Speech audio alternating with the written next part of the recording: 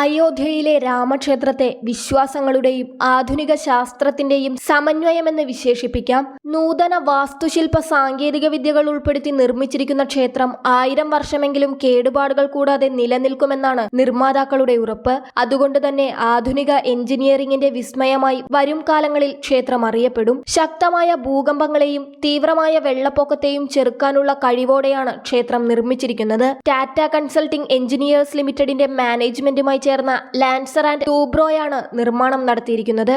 പരമ്പരാഗത വാസ്തുവിദ്യാ ശൈലിയിൽ നിന്ന് പ്രചോദനം ഉൾക്കൊണ്ടാണ് ക്ഷേത്രത്തിന്റെ രൂപകൽപ്പന. ആധുനിക കെട്ടിട നിർമ്മാണ പ്രക്രിയയിൽ ഉപയോഗിക്കുന്ന സ്റ്റീൽ, ഇരുമ്പ്, സിമന്റ് എന്നിവ ഒഴിവാക്കി പൂർണ്ണമായും കല്ലിൽ നിർമ്മിച്ച 360 തൂണുകൾ ഇവിടെയുണ്ട്. മറ്റ് നിർമ്മാണ സാമഗ്രികളെ അപേക്ഷിച്ച് കല്ലിന് കൂടുതൽ ആയുസ്സും മികച്ച ഈടുമുള്ളതിനാൽ നിർമ്മിതിയുടെ ഭൂകമ്പ പ്രതിരോധ ശേഷി വർദ്ധിപ്പിക്കാനാണ് ഇത്തരമൊരു തീരുമാനം കൈക്കൊണ്ടത്.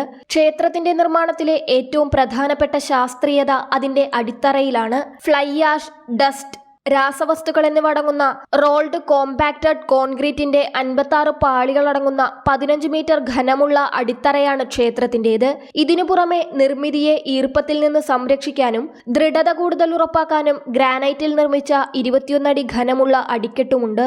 കുത്തൊഴുക്കുള്ള നദികൾക്കു കുറുകെ നിർമ്മിക്കുന്ന വലിയ പാലങ്ങളിൽ ഉപയോഗിക്കുന്ന തരത്തിലുള്ളവയാണ് അടിത്തറയുടെ തൂണുകൾ.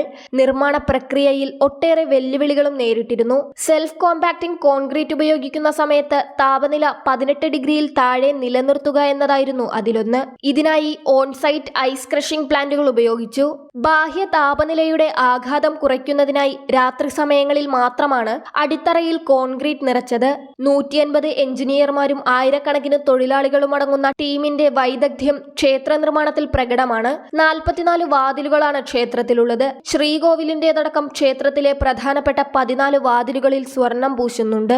6.5 വരെ തീവ്രതയുള്ള ഭൂകമ്പങ്ങളെ അതിജീവിക്കാൻ കഴിവുള്ളതാണ് ക്ഷേത്രം. അയോധ്യ മുതൽ നേപ്പാൾ വരെയുള്ള പ്രദേശങ്ങളിൽ ഇന്നോളം ഉണ്ടായിട്ടുള്ള ഭൂകമ്പങ്ങളുടെ തീവ്രതയെക്കുറിച്ച് വിശദമായി പഠനം നടത്തിയ ശേഷമാണ് ക്ഷേത്രത്തിന്റെ സവിശേഷമായ അടിത്തറയ്ക്ക് രൂപം നൽകിയത്. പ്രദേശത്ത് മുൻപുണ്ടായിരുന്ന വെള്ളപ്പൊക്കങ്ങളെപ്പറ്റി വിശദമായി പഠിച്ചിരുന്നു. അതനുസരിച്ച് ക്ഷേത്രം സ്ഥിതി ചെയ്യുന്ന സ്ഥലം ഭാവിയിലും വെള്ളപ്പൊക്ക സാധ്യതയില്ലാത്തതാണെന്ന് ഉറപ്പിക്കുകയും ചെയ്തു. ക്ഷേത്ര നിർമ്മാണത്തിൽ കല്ലുകൾ കൂടുതലായി ഉപയോഗിച്ചത് മികച്ച തീരുമാനമാണെന്ന് റൂർക്കിയിലെ സെൻട്രൽ ബിൽഡിംഗ് റിസർച്ച് ഇൻസ്റ്റിറ്റ്യൂട്ടിന്റെ ഡയറക്ടറും അഭിപ്രായപ്പെട്ടിട്ടുണ്ട്.